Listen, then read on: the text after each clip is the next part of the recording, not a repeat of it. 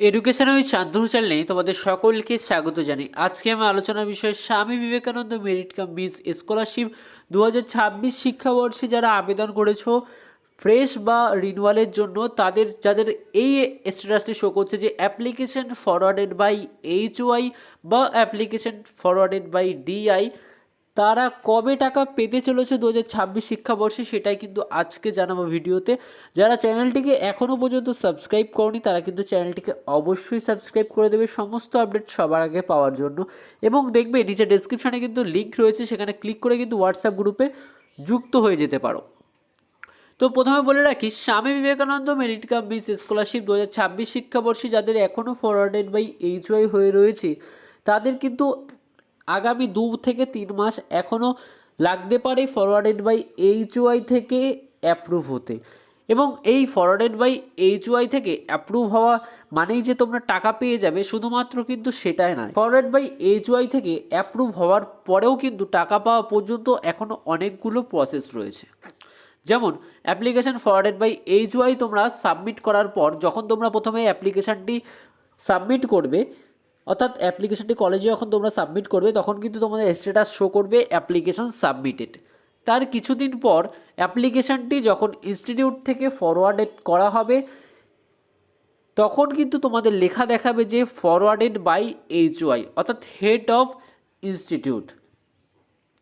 তো এটা হচ্ছে ফরওয়ার্ডেড বাই HY। এই ফরওয়ার্ডেড বাই HYটি তোমাদের অ্যাপ্রুভ করবে কিন্তু বিকাশ ভবন থেকে। যখন বিকাশ ভবনের কাছে এই নোটিশটি যাবে যে ইনস্টিটিউট ফরওয়ার্ডেড বাই HY করে দিয়েছে, তারপর কিন্তু ইনস্টিটিউট এটাকে ভেরিফাই করবে এবং তোমাদের লেখা দেখাবে যে অ্যাপ্লিকেশান ভেরিফাইড। অ্যাপ্লিকেশান ভেরিফাই হওয়ার কিছুদিন পরে কিন্তু তোমাদের অ্যাপ্লিকেশান আসতে চলেছে, যেখানে লেখা থাকবে যে অ্যাপ্লিকেশান অ্যাপ্রুভড। তো ওই অ্যাপ্লিকেশান অ্যাপ্রুভ হতেও কিন্তু আবার তোমাদের কিছুদিন সময় লাগবে, কারণ সমস্ত অ্যাপ্লিকেশানগুলো যাবে এবং সেখানে বিকাশ ভবন থেকে ভেরিফাই করবে, তারপর কিন্তু তোমাদের অ্যাপ্লিকেশান অ্যাপ্রুভ হবে। এবং অ্যাপ্লিকেশান অ্যাপ্রুভ হওয়ার কিছুদিন পর কিন্তু তোমাদের যেই লেখাটি আসবে সেটি হচ্ছে অ্যাপ্লিকেশান স্যাংশনড। এবং এই অ্যাপ্লিকেশান স্যাংশন হতেও কিন্তু কিছুদিন সময় লাগবে, অর্থাৎ প্রতিটা ধাপ তোমাদের পূরণ করতে করতে কিন্তু অনেকটা সময় লেগে যায়, 6 থেকে 7 মাস লেগে যায়। তো এই অ্যাপ্লিকেশান স্যাংশন হওয়ার আরও কিছুদিন পর তোমাদের যেই লেখাটি শো করবে সেটি হচ্ছে যে অ্যামাউন্ট নট ডিসবার্সড ইয়েট। এই লেখাটি শো করা মানেই কিন্তু তোমাদের অ্যাপ্লিকেশানটি ঠিক রয়েছে এবং অ্যাপ্লিকেশানে তোমাদের টাকা ঢুকতে চলেছে শীঘ্রই।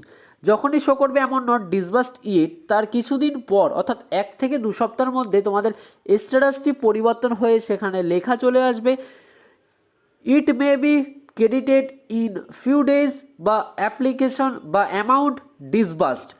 যখনই এই লেখাটি আসবে amount disbursed if may be credited in few days to your account, তখনই কিন্তু তোমরা বুঝতে পারবে যে তোমাদের 3 থেকে 4 দিনের মধ্যে কিন্তু টাকাটি তোমাদের ব্যাংক অ্যাকাউন্টে ঢুকে যাবে।